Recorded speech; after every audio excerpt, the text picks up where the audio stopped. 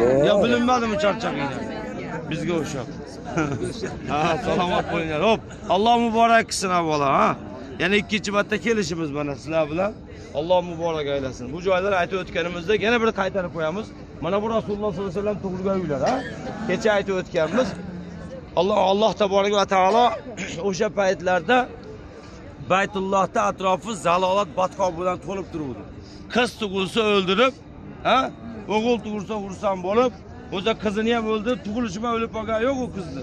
5-6 yoshar bo'lganda odamni tanib dada aya deydigan paytida 4 yoshdan keyin tiriklayin ko'mib yuborgan. Shunaqa bir zalolat, shunaqa bir haqorat bo'lganda, vaholanki bilmaydi-ki o'zi ham qaysidir bir qizdan tug'ilgan.